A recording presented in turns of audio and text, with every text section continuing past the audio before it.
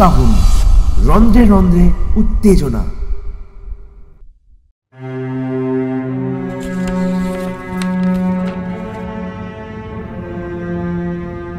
আজ আমাদের YouTube channel নিশিকাহনের তৃতীয় উপস্থাপনা সৈয়দ মুস্তাফা সিরাজের ছোট ভৌতিক গল্প মুরারি বাবুর দেখা লোকটা।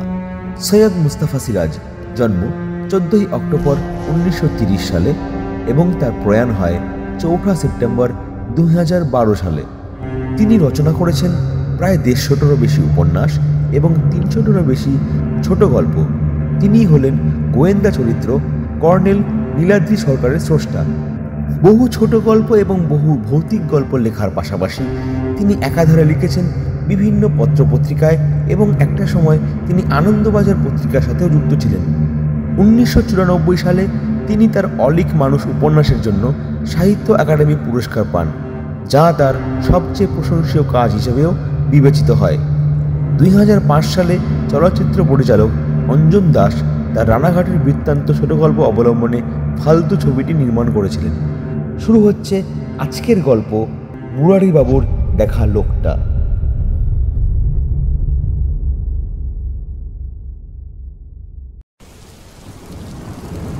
শ্রাবণ মাসের সন্ধ্যায় তুলকালাম বৃষ্টি। সেই সময় আড্ডাটা জমেছিল বেশ ভালো। ইতিমধ্যে গোপালবাবুর কাজের লোক কানুহরি ছাতার আড়ালে মুড়ি আর তেলে ভাজা এনেছিল। বৃষ্টিতে বেচারার একেবারে কাক ভেজা অবস্থা। ভিজে কাপড় বদলে নিয়ে বাড়ির ভেতর থেকে সে এবার ট্রে ভর্তি চা আনবে। ঠিক এই সময় মুরারিবাবু আর জিতেনবাবুর মধ্যে কী সূত্রে তর্কটা বেঁধে গেল অন্যেরা খেয়ালই করেনি। জিতেনবাবু বললেন, বোগাস, আমি বলছি নেই। মুরারিবাবু বললেন, আমি বলছি আছে। সায়েন্সকে তুমি অস্বীকার করতে পারো? আরে রাখো তোমার সায়েন্স, আমি স্বচক্ষে দেখেছি আর তুমি বলছো নেই। তুমি ভুল দেখেছো। সাইকোলজিতে হ্যালুসিনেশন বলে একটা কথা আছে, জানো? দৃষ্টি বিভ্রম। আরে রাখো তোমার সাইকোলজি। গোপালবাবু গৃহকর্তা। বন্ধুদের মধ্যে কী নিয়ে তর্ক হচ্ছে তা না জানলে কেমন করে মিটিয়ে দেবেন, তাই তিনি বললেন, আহা, ব্যাপারটা কি? জিতেনবাবু বাঁকা হেসে বললেন, ভূত।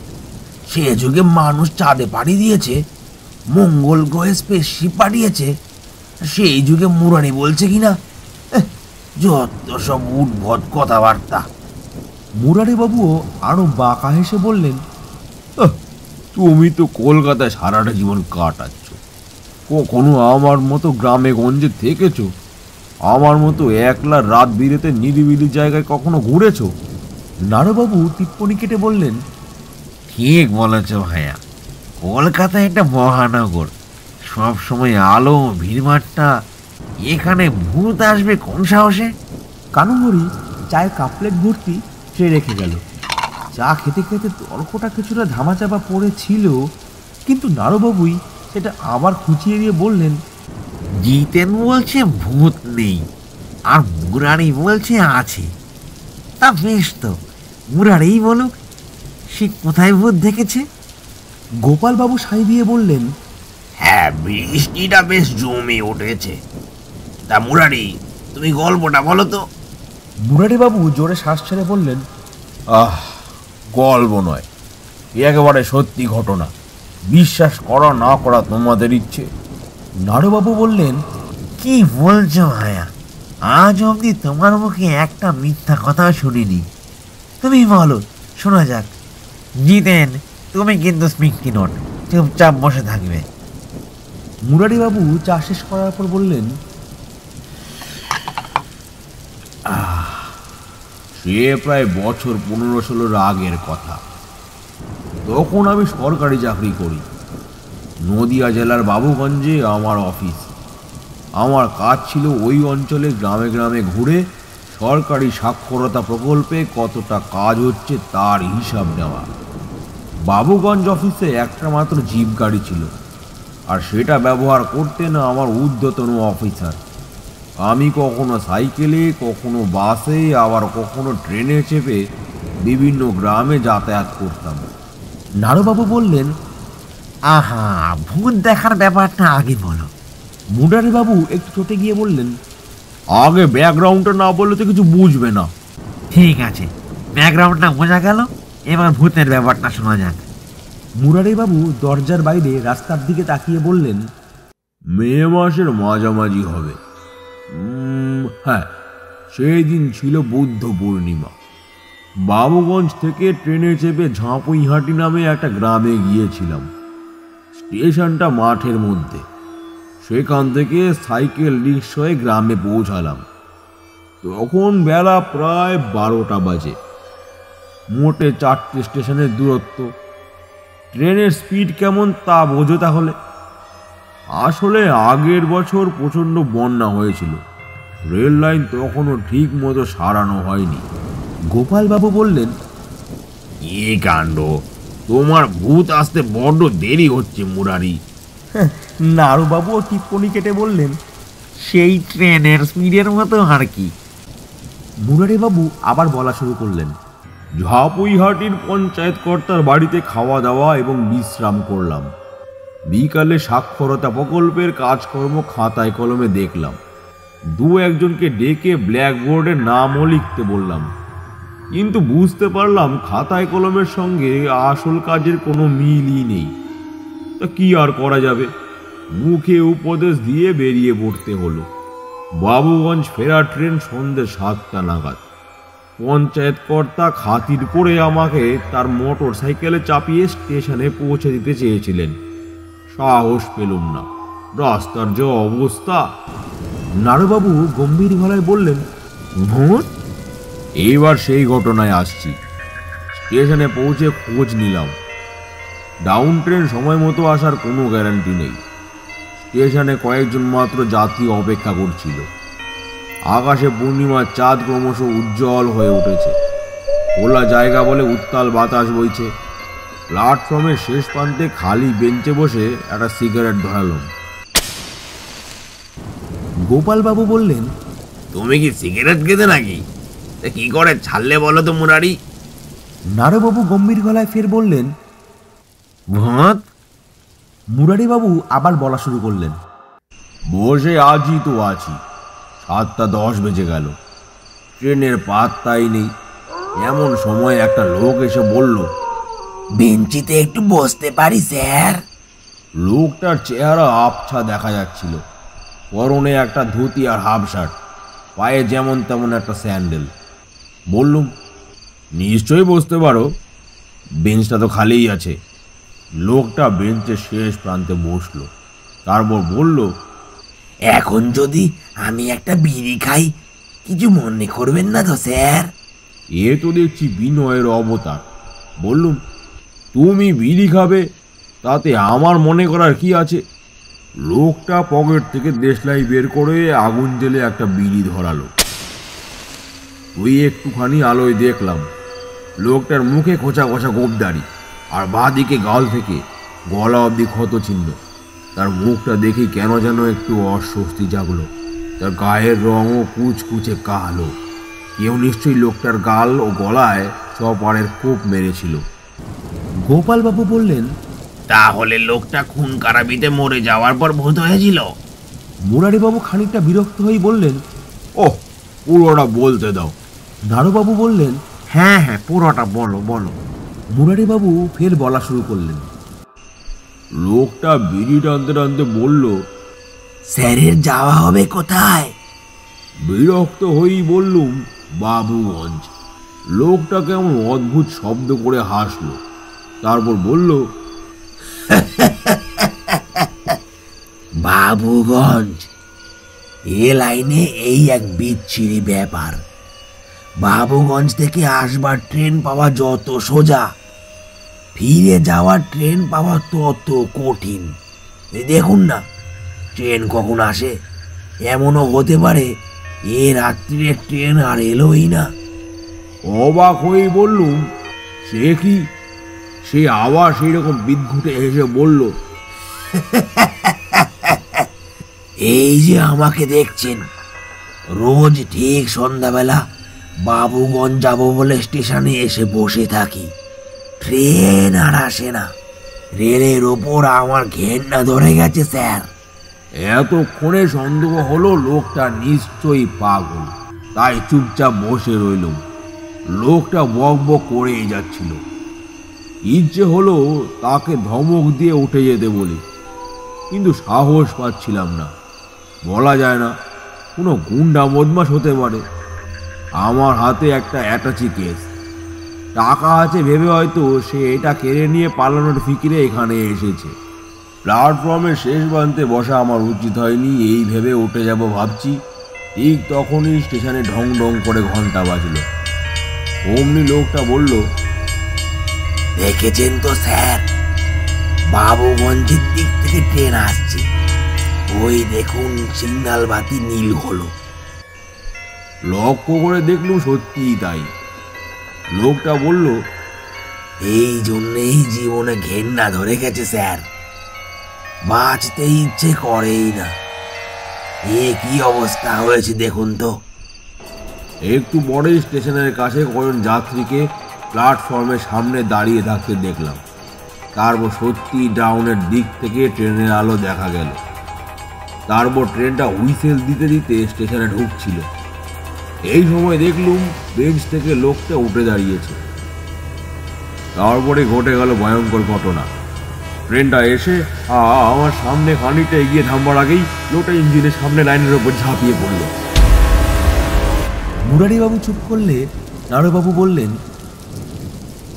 এ তো সুইসাইড কেস, আর তোমার ভূত কোথায়? জিতেনবাবু এতক্ষণে সকৌতুকে বললেন, সবে তো লোকটা মারা পড়লো, তো ভূত হতে একটু সময় লাগবে না? মুরারিবাবু তার কথা গ্রাহ্য করলেন না। তাকে এবার কেমন নিস্তেজ দেখাচ্ছিল। আবার একটা শ্বাস ছেড়ে তিনি বললেন, ওহ, কিন্তু আশ্চর্য ব্যাপার, অমনে একটা ঘটনা ঘটে গেল, ড্রাইভারের তো চোখে পড়ার কথা, কিন্তু কোনো হই হুল্লা শুনলাম না। ট্রেনটা হুইসেল দিয়ে দিব্যি চলে গেল।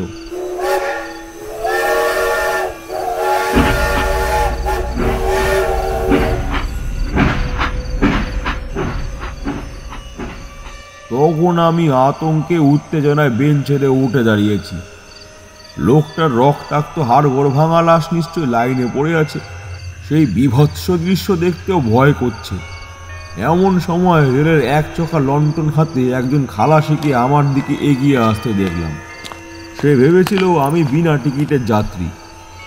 আমার কাছে এসে সে টিকিট দাবি করতেই বললাম, আমি যাব বাবুগঞ্জ, আমার টিকিট আছে।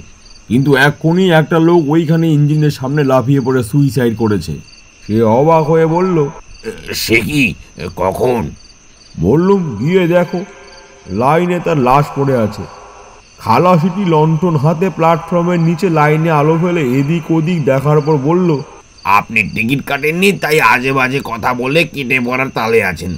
খাপ্পা হয়ে আমার টিকিট দেখালুম। তখন সে হাসতে হাসতে বলল, আপনি ভুল দেখেছেন স্যার। মাথায় জেদ চেপে গেছে আমার। তাকে বললুম, লাশটা ইঞ্জিনের চাকার ধাক্কায় হয়তো দূরে ছিটকে গেছে, চলো খুঁজে তোমাকে দেখিয়ে দিচ্ছি। গোপালবাবু বললেন, তা লাশ দেখতে পেলে? না, ফোনে খোঁজাখুঁজি করে লাশ তো দূরের কথা, রেল লাইনে রক্তের চিহ্ন পর্যন্ত দেখতে পেলাম না।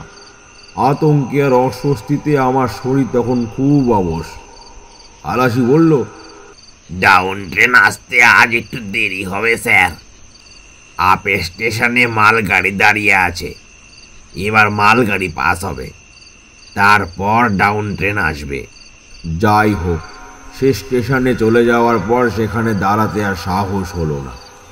স্টেশনের কাছাকাছি একটা বেঞ্চের ওপর গাছের ছায়া পড়েছিল। সেই বেঞ্চে গিয়ে বসলুম। তারপর দেখলাম বেঞ্চের অন্য প্রান্তে কেউ বসে আছে। নাড়ুবাবু বলে উঠলেন, সেই লোকটা নয় তো? হ্যাঁ, সেই বেটার ছেলে।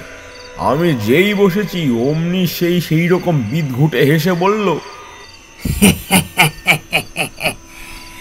খালাসির সাথে লাইনে কি খুঁজে বেড়াচ্ছিলেন স্যার? তখন আর ভয় টই নেই আমার, রাগে মাথায় আগুন ধরে গিয়েছে। বললাম, তুমি দেখছি একেবারে ম্যাজিশিয়ান, আমাকে ম্যাজিক দেখিয়ে ছাড়লে। লোকটা বলল, না স্যার, ম্যাজিক জানলে কত টাকা রোজগার করে বড়লোক হয়ে যেতাম। আসলে কি জানেন স্যার, বাঁচতে আমার আর একটুও ইচ্ছা নেই। তাকে থামিয়ে দিয়ে বললাম, তোমার নাম কি, বাড়ি কোথায়? লোকটা বলল, কিচ্ছু মনে নেই স্যার, সব ভুলে গেছি। এবার মনে হলো লোকটা সত্যিই পাগল। আর তাকে যে আপ ট্রেনের সামনে ঝাঁপিয়ে পড়তে দেখেছিলুম, সেটা নিশ্চয়ই আমার চোখের ভুল। প্রচণ্ড শব্দ করে ট্রেনটা আসছিল।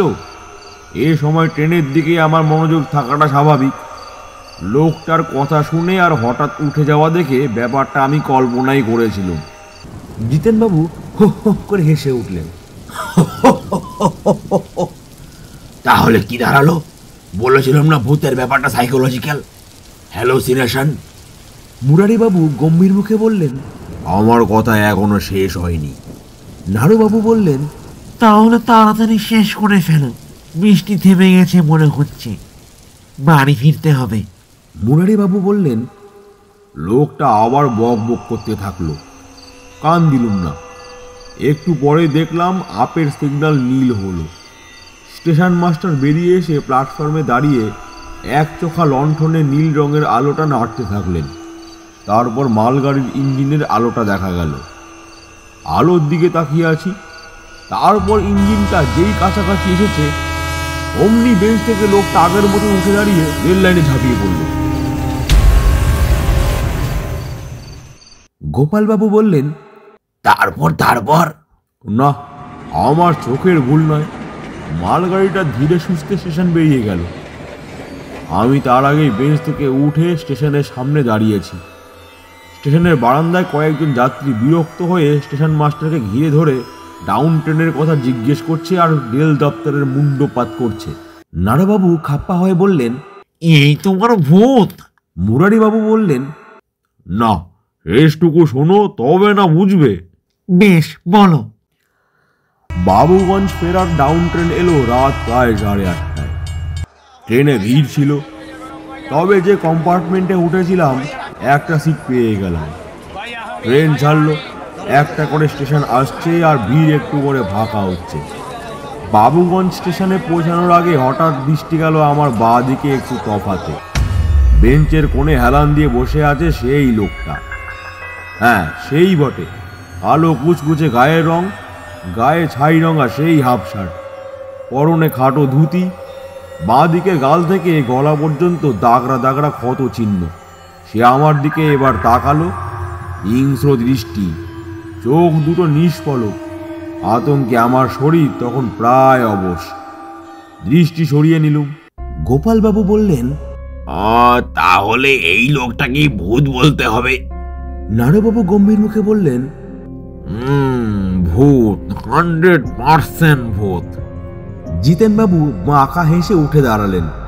বললেন, ও হে গোপাল, আমি এবার বাথরুমে যাব। গোপালবাবুর বাড়িটা পুরনো আমলের। এই বসার ঘরের সংলগ্ন বাথরুম নেই। পিছনের দিকে এক টুকরো ফাঁকা জায়গায় ফুল ফলের গাছ আর ঝোপঝাড় আছে। বাউন্ডারির পাঁচিল ঘেঁষে একটা বাথরুম আছে। সেই দিকের দরজা খুলে বেরোলেন জিতেনবাবু। গোপালবাবু বললেন, ওই সুইচ টিপে আলো জ্বেলে নাও জিতেন।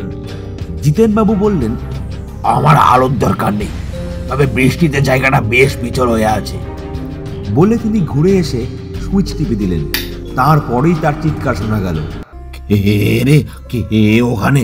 কানুহরি? হ্যাঁ, কি আবার কি? ও রে বাবা, কি সাংঘাতিক!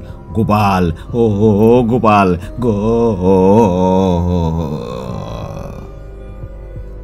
সবাই সেই দরজা দিয়ে ছুটে গেলেন। জিতেনবাবু সিঁড়ির নিচে অজ্ঞান হয়ে পড়ে আছেন। সাদা ধুতি পাঞ্জাবি জলে কাদায় নোংরা। ধরাধরি করে তাকে এনে চোখে মুখে জল চেটানোর পর তার জ্ঞান ফিরে এলো। তিনি অতি কষ্টে বললেন,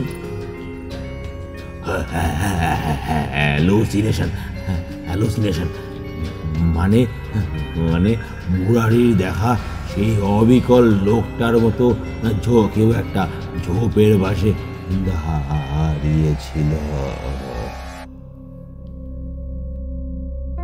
শুনছিলেন সৈয়দ মুস্তাফা সিরাজের লেখা মুরারি বাবুর দেখা লোকটা। গল্পটা ভৌতিক না পিওর সাইকোলজিক্যাল হ্যালুসিনেশন বিচার করুন আপনারাই। তাছাড়া গল্পটি কেমন লাগলো জানান আমাদের কমেন্ট বক্সে কমেন্ট করে। গল্পটি ভালো লাগলে লাইক করুন, শেয়ার করুন আপনাদের বন্ধুবান্ধব এবং আত্মীয় পরিজনের সাথে। আমাদের কাজ যদি আপনাদের ভালো লেগে থাকে আমাদের চ্যানেলটিকে সাবস্ক্রাইব করুন, নিশি কাহুন ইউটিউব চ্যানেলকে। আপনাদের এক একটি সাবস্ক্রিপশান আমাদেরকে আরও বেশি উদ্বুদ্ধ করবে আপনাদের কাছে নতুন গল্প প্রেজেন্ট করার। আবারও দেখা হচ্ছে আরও একটি নতুন গল্প নিয়ে, আরও একটি নতুন এপিসোডে। টিল দেন, নমস্কার।